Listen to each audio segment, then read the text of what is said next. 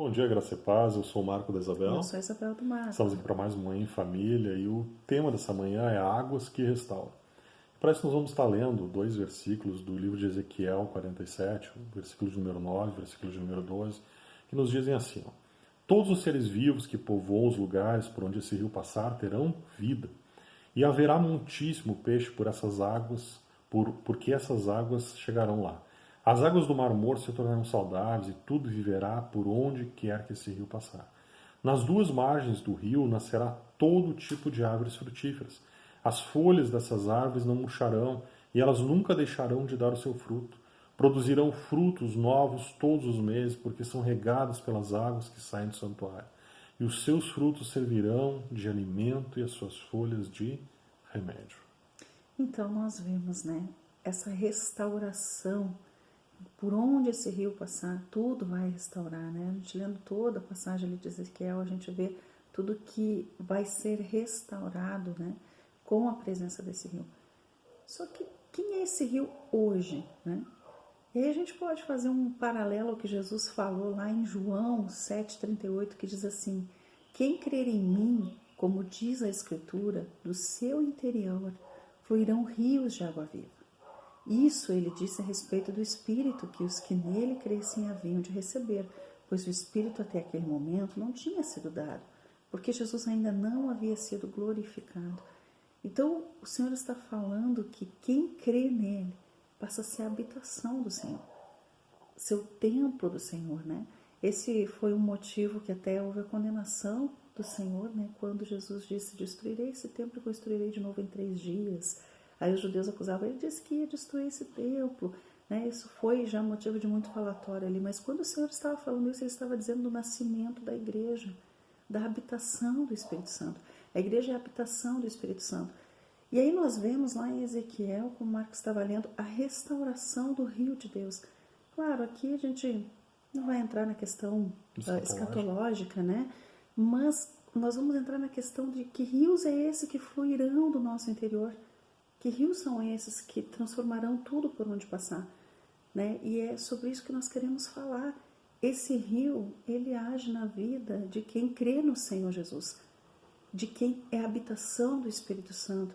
Esse rio, ele age na vida de quem põe em prática a palavra de Deus, na dependência do Espírito Santo, né? Porque não tem como a gente cumprir a palavra sem o Espírito Santo. E aí todas as coisas na nossa vida passam a ser restauradas. Passa a ser restaurado o nosso convívio familiar, passa a ser restaurado o convívio com os filhos, passa a ser restaurado o trabalho, passa a ser restaurado tudo, porque a nossa conduta muda. Aí quem conduz a nossa vida é esse rio que é a presença do Senhor. Quanto mais cheios do Espírito nós tivermos, mais dessas águas fluirão. Se nós formos olhar agora uma aplicação bem familiar, o Salmo de número 1, a partir do versículo número 1, diz assim: bem-aventurado é aquele que não anda no conselho dos ímpios, não se detém no caminho dos pecadores, nem se assenta na roda dos escarnecedores. Ou seja, um padrão de vida diferenciado pela presença do Espírito, pela sua entrega ao Senhor, por querer cumprir a vontade de Deus, por querer cumprir a palavra, todos os ensinamentos, ter a sua vida alinhada aos propósitos de Deus. E aí no versículo 2 diz assim, ó, pelo contrário, seu prazer está na lei do Senhor, na sua lei medita dia e noite. Temos meditado dia e noite na palavra do Senhor. Versículo 3 diz, ele é como árvore plantada junto a uma corrente de águas, que no devido tempo dá o seu fruto, cuja folhagem não murcha, e tudo que faz será bem sucedido. Ou seja, tudo que se faz quando se está alinhado com a presença de Deus, quando se está cheio do Espírito Santo, nós somos bem-sucedidos. Nós temos o sucesso que vem de Deus. Não um simples sucesso como o mundo olha, limitado a coisas materiais, mas um sucesso em todas as áreas da vida. Emocional, principalmente. Exato, uma coisa tão difícil nos últimos tempos, equilíbrio emocional, paz no coração, estar cheio da alegria que vem de Deus. Ou seja, seremos bem-sucedidos em tudo que fizermos. Mas como diz lá no início, bem-aventurado é aquele que não anda no conselho dos ímpios e nem se detém na roda descansada. Mas pelo contrário, ele tem prazer no quê? Na lei do Senhor, nos ensinamentos do Senhor, em se encher das coisas que são do Senhor. O livro de Isaías 44:13, assim, porque derramarei água sobre o chão sedento e torrentes sobre a terra seca. Ou seja, quando nós estamos secos, quando nós estamos nos sentindo fracos, nós precisamos o quê? Dessa água viva, essa água que traz vida sobre nós. E diz assim: eu derramarei o meu espírito sobre a tua posteridade, a minha bênção sobre seus descendentes, e eles brotarão como a relva, como salgueiros junto a correntes de água. Um dirá, eu sou do Senhor, outro se chamará pelo nome de Jacó, o outro escreverá na própria mão, eu sou do Senhor, e por sobrenome tomará o nome de Israel. Ou seja, tomar uma decisão de ser reconhecido como eu sou do Senhor. Como povo de Deus, né? Como povo de Deus, como povo que cumpre a vontade do Senhor.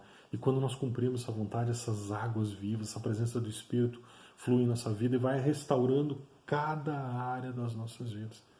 Cada área que nós damos liberdade para Deus estar operando, são águas do Espírito fluindo e sendo restauradas. O Salmo 128, assim, no Salmo 1, fala dos homens prósperos, que são como se fossem plantados à beira do rio. No Salmo 128 fala assim, bem-aventurado aquele que teme o Senhor e anda nos seus caminhos, você comerá do fruto do seu trabalho, será feliz e tudo irá bem com você. E aí fala da esposa, sua esposa no interior de sua casa será como uma videira frutífera, os seus filhos, os filhos serão como rebentos da oliveira ao redor da sua mesa. Eis como será abençoado o homem que teme o Senhor. Eis como será abençoado o homem que teme o Senhor. Que o Senhor abençoe desde Sião, para que você veja prosperidade em Jerusalém durante os dias de sua vida. E o versículo 6, e veja os filhos dos seus filhos, paz sobre Israel. Ou seja, aqui a palavra diz, esposa, sendo como a esposa no interior da casa como uma videira frutífera, filhos como rebentos de oliveira. E lá fala no versículo 6, filhos dos seus filhos, ou seja, os netos. Ou seja, toda uma família sendo abençoada, toda uma família sendo impactada pela presença dessa água viva que flui através do quê? Da presença do Espírito em nossas vidas. Da presença da palavra de Deus, não somente conhecida, mas praticada. Quando nós praticamos a palavra, as bênçãos do Senhor nos alcançam. A palavra nos diz, não é nem por força nem pelo poder, mas pelo Espírito, diz o Senhor. Nós não podemos fazer nada sem o Espírito Santo. Ele é este rio que flui do nosso interior. Né? Jesus fala, quem tiver sede, venha a mim e beba. Né? Quem crer em mim, do seu interior fluirão rios de águas vivas. Então, quando a gente busca o Senhor e crê nele, a gente começa a entender a sua palavra, buscar nele a palavra que é o nosso alimento, né? E a nossa vida começa a ser transformada. Mas não começa a ser transformada como numa coisa mística. Não, é pela nossa obediência. Eu vou lendo a palavra, eu vejo isso que agrada ao Senhor, eu quero agir como agrada ao Senhor. Negar a si mesmo, negar a si mesmo, negar suas vontades próprias e cumprir a palavra do Senhor. E aí a gente começa a ver esse rio fluir e começa a restaurar a casa, começa a restaurar os princípios dentro da casa, né? Mas é mediante a nossa busca e obediência ao Senhor. E, gente, sem o Espírito Santo a gente não consegue fazer isso, então um clamor direto que nós temos que ter todos os dias: Senhor, me enche do teu Espírito, me ajuda a andar no teu Espírito, me ajuda a estar sensível à voz do teu Espírito, para que quando a gente tiver os nossos desafios no dia a dia, o Espírito Santo nos lembra o que fazer, como agir, mediante a nossa leitura da palavra, porque ninguém vai aprender a palavra sem ler, tem que conhecer a palavra. A gente só cumpre o que conhece. A gente só cumpre o que conhece, né? Então, é a nossa busca diária ao Senhor, a sua palavra, buscar obedecer o Espírito Santo. Isso vai fluindo do nosso interior, rios de água vivas. E por onde a gente passa, as coisas começam a ser restauradas, relacionamentos começam a ser restaurados.